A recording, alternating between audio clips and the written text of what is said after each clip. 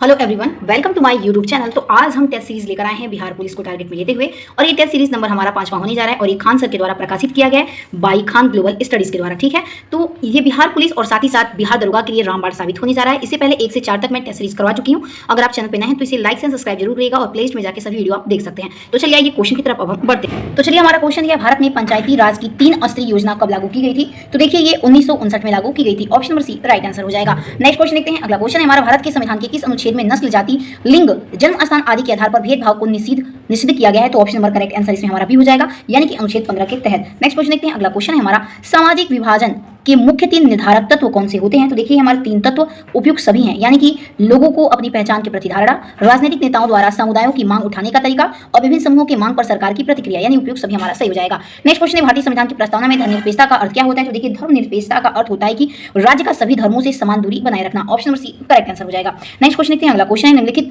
अगला क्वेश्चन हमारा दिया है, नेक्स्ट क्वेश्चन हमारा दिया है कि लैंगिक समानता का क्या अर्थ होता है? तो देखिए इसका अर्थ होता है कि महिलाओं और पुरुषों को समान अधिकार और अवसर देना। Option number C right answer हो जाएगा। नेक्स्ट क्वेश्चन देखते हैं। अगला क्वेश्चन, निम्नलिखित में से किसने कहा था कि धर्म को राजनीतिक से अलग नहीं करना चाहिए? तो देखिए ये किसके द्वारा कहा गया? तो महात्मा गांधी जी के द्वारा कहा गया था कि धर्म को राजनीतिक से अलग नहीं करना चाहिए। नेक्स्ट क्वेश्चन है, भारत के संविधान में शक्तियों का वितरण किन सूचियों के माध्यम से होता है? तो देखिए शक्तियों का जो वितरण होता है भारत के संविधान में किसके आधार पर किया जाता है? तो करेक्ट आंसर ए है, ये केंद्रीय, राज्य और समवर्ती सूची के आधार पर होता है। नेक्स्ट क्वेश्चन की तरफ बढ़ते हैं। अगला क्वेश्चन है हमारा, भारत में संघीय ढांचे की सबसे बड़ी विशेषता क्या है? तो देखिए इसकी सबसे बड़ी विशेषता है कि केंद्र और राज्य सरकार के बीच शक्तियों का विभाजन करता है। नेक्स्ट क्वेश्चन देखते हैं। अगला क्वेश्चन है, भारत में केंद्र राज्य संबंधों से संबंधित निम्नलिखित में से कौन सा आयोग है? तो ये हमारा वित्त आयोग है। चलिए अगले प्रश्न की तरफ बढ़ते हैं। नेक्स्ट क्वेश्चन है हमारा, दलित पैंथर्स आंदोलन किस राज्य में शुरू हुआ था? तो ये हमारा महाराष्ट्र राज्य में शुरू किया गया। नेक्स्ट क्वेश्चन देखते हैं। अगला क्वेश्चन है, 19वीं शताब्दी में राष्ट्रीय चेतना का मुख्य उद्देश्य किस शासन व्यवस्था का परिणाम था? तो देखिए ये ब्रिटिश शासन का परिणाम था। नेक्स्ट क्वेश्चन देखते हैं। अगला क्वेश्चन है, राष्ट्रवाद की भावना की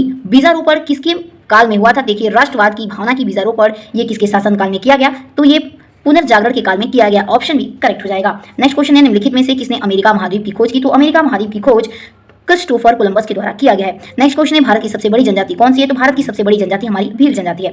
आइए अगले प्रश्न की तरफ हम बढ़ते हैं। अगला प्रश्न हमारा क्या दिया है? अगला प्रश्न यह है कि 1919 ईस्वी में युद्ध की समाप्ति के उपरांत पेरिस में हुए शांति सम्मेलन में राष्ट्र संघ की स्थापना का श्रेय किसे जाता है? तो इसका श्रेय वुड्रो विल्सन को जाता है। ऑप्शन सी राइट आंसर होगा। नेक्स्ट क्वेश्चन है, हिटलर ने किस राजनीतिक दल का नेतृत्व किया था? तो देखिए इसने नाजी पार्टी का नेतृत्व किया था। Option number C right answer हो जाएगा। नेक्स्ट क्वेश्चन है, वायसराय की संधि को निम्नलिखित में से किस देश ने भंग कर दिया? तो देखिए ये जर्मनी के द्वारा भंग किया गया। नेक्स्ट क्वेश्चन है, सप्तवर्षीय युद्ध का प्रभाव क्या पड़ा? तो देखिए सप्तवर्षीय युद्ध का प्रभाव ब्रिटेन की एक मुख्य शक्ति के रूप में उभरा। ऑप्शन बी राइट आंसर हो जाएगा। नेक्स्ट क्वेश्चन है, जॉर्ज तृतीय के शासनकाल में अमेरिका के 13 उपनिवेशों ने स्वतंत्रता की घोषणा क्यों की? तो देखिए इन्होंने इसलिए किया क्योंकि टैक्स और राजनीतिक अधिकारों की कमी के कारण कर दिया गया। नेक्स्ट क्वेश्चन है, निम्नलिखित में से किस संधि द्वारा अमेरिकी स्वतंत्रता संग्राम को मान्यता मिली? तो इसको मान्यता पेरिस की संधि से मिली। ऑप्शन नंबर ए हमारा इसमें राइट आंसर हो जाएगा। नेक्स्ट क्वेश्चन है, रेडक्लिफ रेखा किस देश के बीच की सीमा रेखा है? तो देखिए इसमें हमारा करेक्ट आंसर सी है, ये भारत और पाकिस्तान के बीच की सीमा रेखा है।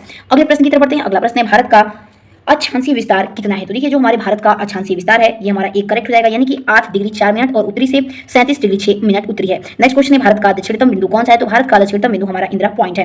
नेक्स्ट क्वेश्चन है, भारत की समुद्री रेखा में के अंतर्गत लगभग कितने द्वीप स्थित हैं? तो इसमें लगभग हमारे 1256 द्वीप स्थित हैं। नेक्स्ट क्वेश्चन की तरफ बढ़ते हैं। अगला क्वेश्चन है हमारा, सिंधु नदी अंततः किस सागर में गिरती है? तो ये अरब सागर में गिर जाती है। नेक्स्ट क्वेश्चन है, ब्रह्मपुत्र नदी की उत्पत्ति किस झील से होती है? तो देखिए ब्रह्मपुत्र नदी की जो उत्पत्ति है ये हमारी मानसरोवर झील से होती है। नेक्स्ट क्वेश्चन है, सुंदरवन किस प्रकार का वन है? तो सुंदरवन हमारा ये मैंग्रोव प्रकार का वन है। नेक्स्ट क्वेश्चन है, बिहार में संपूर्ण क्रांति का नेतृत्व किसने किया था? तो देखिए बिहार में संपूर्ण क्रांति का नेतृत्व जय प्रकाश नारायण के द्वारा किया गया। अगला प्रश्न है, मेगास्थनीज किस शासक के दरबार में आया था? तो देखिए मेगास्थनीज ये चंद्रगुप्त मौर्य के शासनकाल में आया था।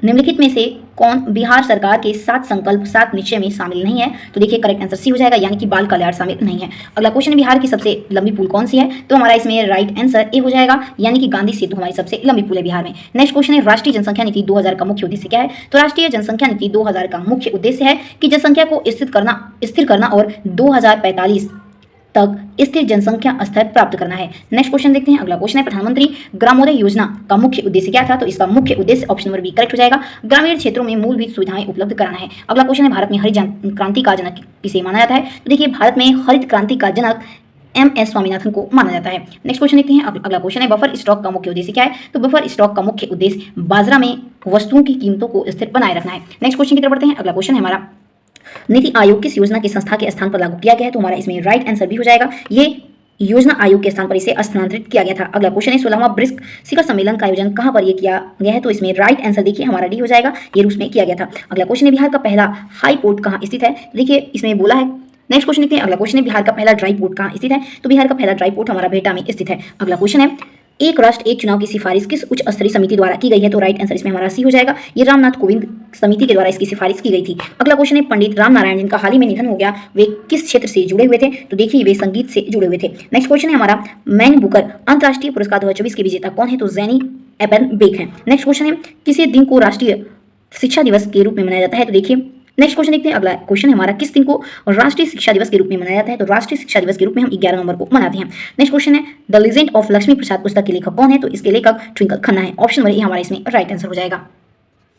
नेक्स्ट क्वेश्चन है हमारा लाहो किस राज्य का लोक नृत्य है? तो देखिए लाहो हमारा ये मेघालय राज्य का लोक नृत्य है। नेक्स्ट क्वेश्चन है किस बंदरगाह को डायमंड हार्बर के नाम से जाना जाता है? तो ये हल्दिया बंदरगाह को हम डायमंड हार्बर के नाम से जानते हैं। नेक्स्ट क्वेश्चन हमारा अगला दिया है कि बिहार के मुख्य मंत्री ने महात्मा गांधी की 155वीं जयंती पर किस शहर में बापू टावर का लोकार्पण किया गया है? तो ऑप्शन नंबर ए करेक्ट हो जाएगा, ये पटना में किया गया है। नेक्स्ट क्वेश्चन है हमारा हाल ही में विदेश मंत्री एस जयशंकर ने किस ऑस्ट्रेलियाई शहर में भारत के नए महावाणिज्य दूतावास का उद्घाटन किया है? तो ऑप्शन नंबर डी हो जाएगा, ब्रिस्बेन में किया गया है। नेक्स्ट क्वेश्चन है भारत वियतनाम का 5वां संयुक्त सैन्य अभ्यास बिनबैक्स किस भारतीय शहर में शुरू हुआ है? तो इसमें राइट आंसर भी हो जाएगा, जयपुर में शुरू किया गया है। नेक्स्ट क्वेश्चन है किस देश ने अनिश्चित काल के लिए भारतीय पर्यटकों के लिए वीजा फ्री एंट्री बढ़ा दी है? तो करेक्ट आंसर डी है, थाईलैंड के द्वारा ये बढ़ाया गया है।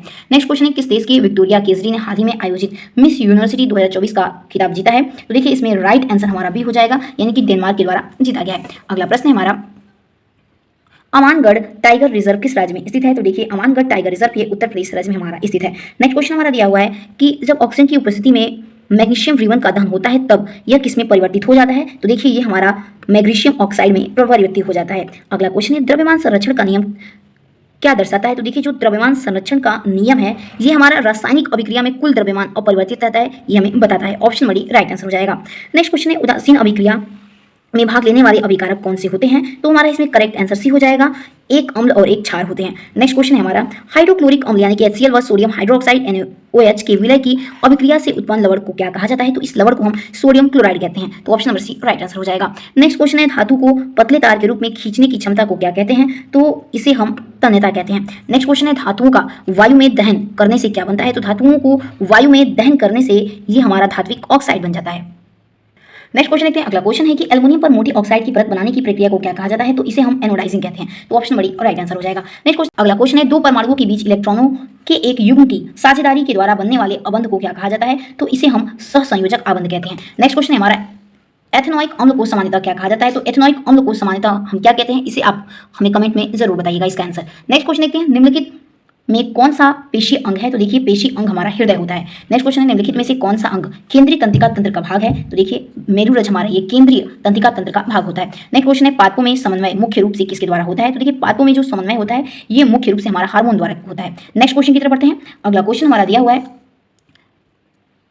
एड्रिनल हार्मोन सीधे कहाँ स्रावित होता है? तो देखिए इसमें हमारा राइट आंसर ऑप्शन नंबर भी हो जाएगा, ये रक्त में होता है। आइए अगले प्रश्न की तरफ बढ़ते हैं। अगला क्वेश्चन है दो तंत्रिकाएं कोशिकाओं के मध्य खाली स्थान को क्या कहते हैं? तो इसे हम सिनेप्स कहते हैं। नेक्स्ट क्वेश्चन है एक कोशिकीय जीवों में नए जीवों की उत्पत्ति किसके द्वारा होती है? तो हमारा राइट आंसर ए है, विखंडन के द्वारा होती है। अगला क्वेश्चन है मोतियाबिंद किस प्रकार की बीमारी है? तो मोतियाबिंद हमारी ये अपक्षयी बीमारी में आती है। अगला क्वेश्चन है निकट दृष्टि दोष को ठीक करने के लिए कौन से लेंस का प्रयोग करते हैं? तो इसके लिए हम अवतल लेंस का प्रयोग करते हैं। अगला क्वेश्चन है प्रिज्म से निकलने पर बनने वाले 7 रंगों के समूह को क्या कहते हैं? तो इसे हम वर्णमाला कहते हैं। अगला क्वेश्चन है आकाश में तारे क्यों टिमटिमाते हैं, यानी किस कारण टिमटिमाते हैं? तो ये वायुमंडल में अपवर्तन के कारण टिमटिमाते हैं। अगला क्वेश्चन देखते हैं। नेक्स्ट है स्वच्छ आकाश का रंग नीला क्यों दिखाई देता है? तो देखिए इसमें राइट आंसर सी है, यानी कि नीले रोशनी की सबसे अधिक प्रक्रिया होती है, इसलिए हमें आकाश का रंग नीला दिखाई देता है। नेक्स्ट क्वेश्चन देखते हैं। अगला क्वेश्चन है विद्युत आवेश के प्रवाह की दर को क्या कहा जाता है? तो विद्युत आवेश के प्रवाह की दर को हम विद्युत धारा कहते हैं। अगला क्वेश्चन है ओम का नियम किससे संबंधित है? तो देखिए ओम का नियम हमारा ये विद्युत धारा और विभवांतर से संबंधित है। नेक्स्ट क्वेश्चन हमारा दिया हुआ है कौन सा ऊर्जा रूपांतरण होता है? तो देखिए इसमें करेक्ट आंसर बी हो जाएगा, इसमें विद्युत ऊर्जा से यांत्रिक ऊर्जा में इसमें परिवर्तन होता है। अगला क्वेश्चन है किस देश को पौनों का देश कहते हैं हम? तो देखिए ऑप्शन नंबर इसमें राइट आंसर हमारा ए है, यानी भारत देश को पौनों का देश कहते हैं। अगला क्वेश्चन है सौर सेल बनाने के लिए किस पदार्थ का उपयोग किया जाता है? तो इसके लिए हम सिलिकॉन पदार्थ का प्रयोग करते हैं।